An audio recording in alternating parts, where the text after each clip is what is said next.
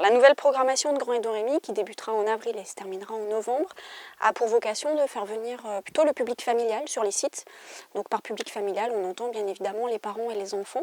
Donc il y a un certain nombre d'actions culturelles qui vont être proposées et construites pour ce public-là. Alors, celle qu'il ne faut absolument pas rater, c'est un peu compliqué de faire le choix. Je dirais que la première, ça serait le week-end de reconstitution historique à Grand, donc qui aura lieu le 15 et 16 juin. C'est le week-end des Journées nationales de l'archéologie. Et donc, lors de ce week-end-là, les gladiateurs sont de retour à Grand. Ça fait plusieurs années qu'ils n'étaient pas venus. Et donc là, ils sont de retour.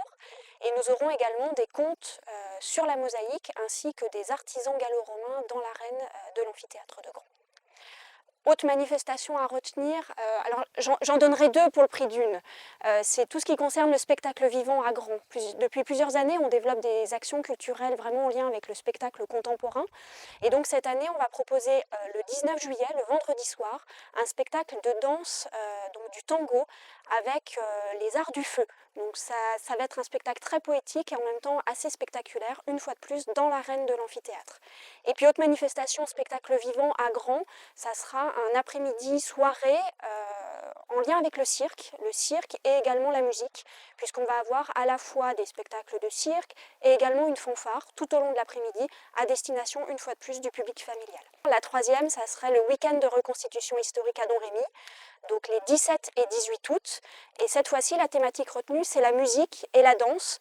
Donc c'est vraiment une animation à retenir dans son agenda, puisqu'il va y avoir des initiations à la danse médiévale, ainsi que des concerts qui vont rythmer tout le week-end, et puis des ateliers, une fois de plus, à destination des enfants, notamment des ateliers de fabrication d'instruments de musique. Nous accueillons plus de 50 000 visiteurs sur le site de Grand et le site de Domrémy. Et pour nous, c'est un outil d'attractivité important. On dit souvent que la culture coûte cher. Or, la culture rapporte également, financièrement y compris. Lorsqu'on accueille des visiteurs sur nos sites, eh bien, ils consomment sur place également, ils visitent le site, ils vont au restaurant, ils vont dans les hôtels. Et donc, c'est aussi une richesse qu'il ne faut pas négliger.